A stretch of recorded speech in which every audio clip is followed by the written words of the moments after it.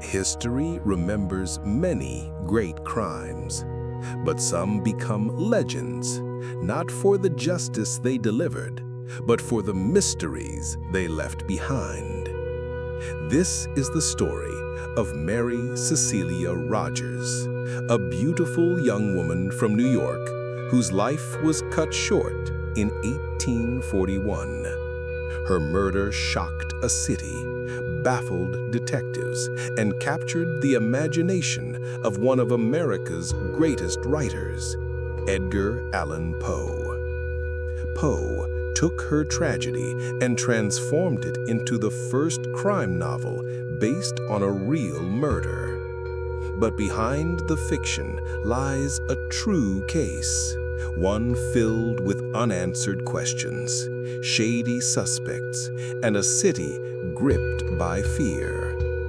Most people today have never heard of Mary Rogers, but in the summer of 1841, her name was on every lip. Newspapers turned her death into a national sensation. Crowds filled the streets where she once walked, and theories about her killers multiplied endlessly. Was it a crime of passion, a robbery gone wrong, or a botched abortion covered up by lies? This is not just a tale of murder. It is the story of a city growing too fast, a society fascinated by scandal, and a writer who turned tragedy into art.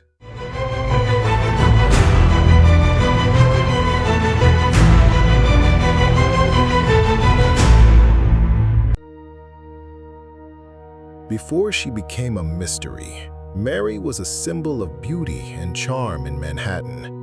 Born in 1820 in Lyme, Connecticut, she moved with her widowed mother to New York City as a teenager. Her mother opened a boarding house, while Mary found work that would change her life and eventually end it. Mary worked at Anderson's Tobacco Emporium, a fashionable cigar shop frequented by the city's elite. But customers came for more than cigars. They came to see Mary. Described as strikingly beautiful, with dark eyes and a graceful presence, she became something of a celebrity.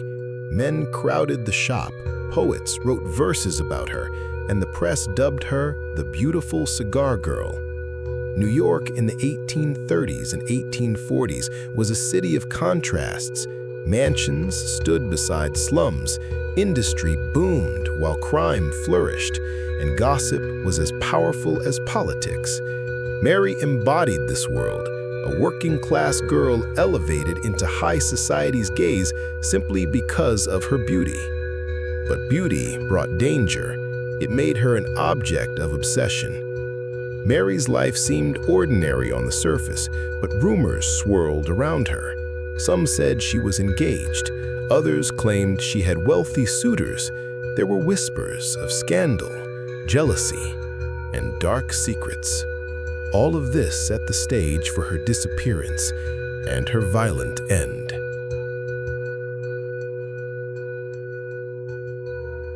On July 25, 1841, Mary left her mother's boarding house, saying she was going to visit relatives. She never came home. For days, her absence terrified those who knew her.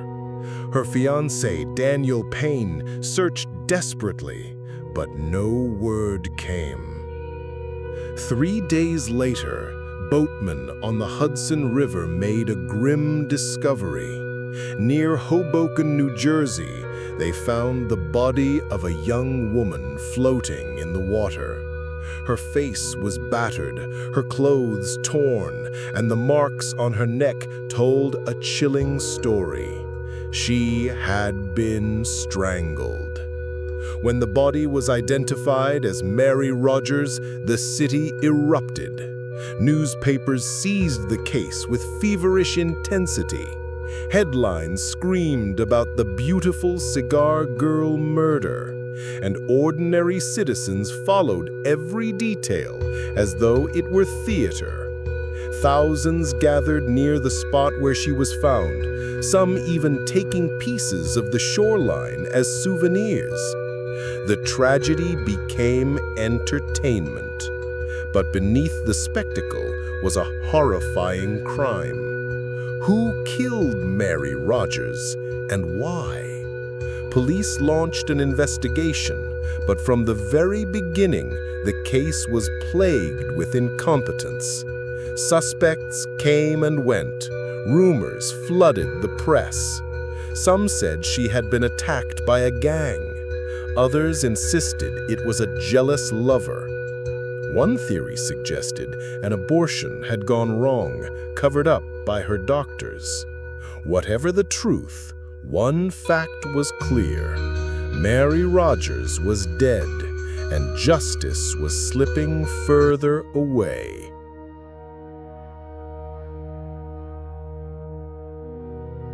Mary's death became more than a murder. It was a cultural earthquake. For weeks, newspapers filled their pages with speculation. Crowds visited her boarding house as if it were a shrine. In an age without television, the press turned crime into spectacle, and Mary's story became the city's first media circus. New York was changing rapidly. Immigration, poverty, and crime created tension, and Mary's murder was seen as a symptom of deeper social decay. Moral reformers used her death to campaign against the dangers of vice.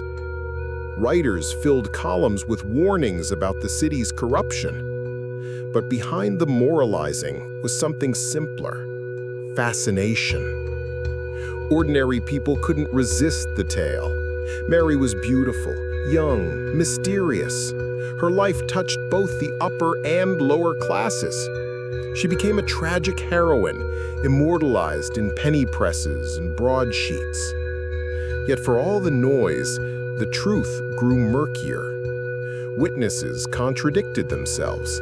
Detectives bungled evidence. Theories multiplied, but answers did not. Some even claimed Mary staged her disappearance, only to fall victim to fate. Others said her fiancé killed her in a drunken rage.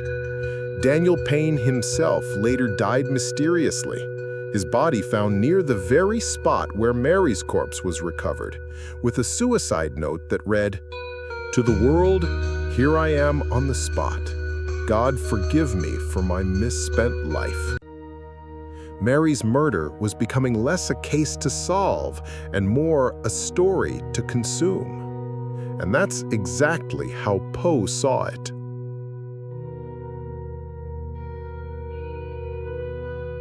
Edgar Allan Poe, then living in New York, watched the frenzy unfold. Already famous for the murders in the Rue Morgue, the first modern detective story, he saw in Mary's case a chance to explore something revolutionary: fiction based on real crime. Poe transformed Mary Rogers into Marie Rogêt and placed her in Paris. His detective, C. Augustus Dupin, examined the case not as a policeman, but as a thinker, piecing together facts from newspapers and logic. The story, published in 1842, became the first detective novel inspired by a real unsolved crime. But Poe went further. He suggested that Mary's death was linked to a botched abortion, a shocking theory for the time. This was no longer just entertainment, it was social commentary. Poe used fiction to criticize real corruption, injustice, and society's treatment of women. The world was stunned. Readers saw fiction and reality blur together. The public devoured his words, and Poe's reputation as the master of mystery grew. But even Poe couldn't solve Mary's murder. The truth remained elusive, buried beneath rumors and lies. Mary Rogers was dead, but in Poe's hands she became immortal. a tragic muse for literature and a symbol of crime's power over imagination.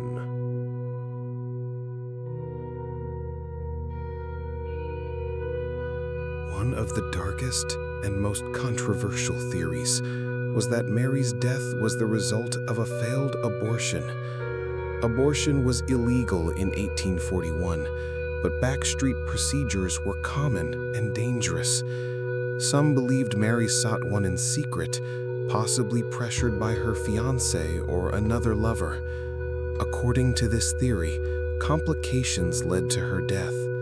To cover it up, those involved disposed of her body in the Hudson River. Supporters pointed to inconsistencies in witness testimony and Paine's mysterious suicide, but there was no hard proof. The abortion theory was explosive because it exposed hypocrisy. Many men in power used such services quietly, while society condemned women who sought them. If Mary had indeed died this way, it showed how women bore the risks and shame while men escaped responsibility.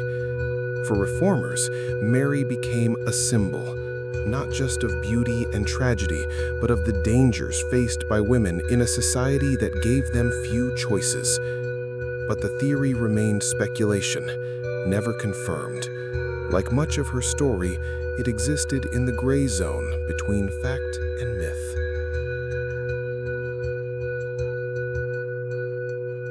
Despite the attention, the investigation into Mary's death collapsed. Police never found a definitive killer. Theories remained just that, guesses. The press moved on. Poe published his story. New York grew louder, busier, hungrier for the next scandal. But for Mary's family, the pain never faded. For Daniel Payne, the fiancé consumed by guilt, it ended in suicide. For historians, it became one of America's first great unsolved murders. And for society, it was a warning about how easily truth can be lost when crime becomes a spectacle. The murder of Mary Rogers revealed cracks in the system. Incompetent police, corrupt officials, sensationalist newspapers, and a public more interested in entertainment than justice. In some ways, it foreshadowed the true crime obsession we see today. Mary's grave became a place of quiet mourning, even as her story became legend. She was not just the beautiful Cigar Girl. She was a victim of violence, neglect, and exploitation. And she never received the justice she deserved.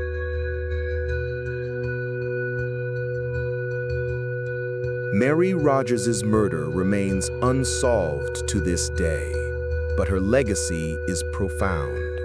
She became the inspiration for the world's first crime novel drawn from reality. She exposed the dangers women faced in 19th century society, and she revealed how media could turn tragedy into entertainment. Most of all, she showed how a single death could echo through time. Without Mary, perhaps Poe would never have written The Mystery of Marie Rogêt. Without her, the entire genre of true crime-inspired fiction might look different. But beyond literature, Mary's story reminds us that history is filled with forgotten victims, ordinary people whose deaths were sensationalized, but whose humanity was left behind. Today, her name is almost lost, but for a brief moment in 1841, she was the most famous woman in America, and her ghost still lingers in the pages of literature, in the shadows of New York, and in the unsolved questions of her fate. If you want more forgotten stories like this, subscribe to The Lost Chapters, because history is full of mysteries, and the past is never truly dead.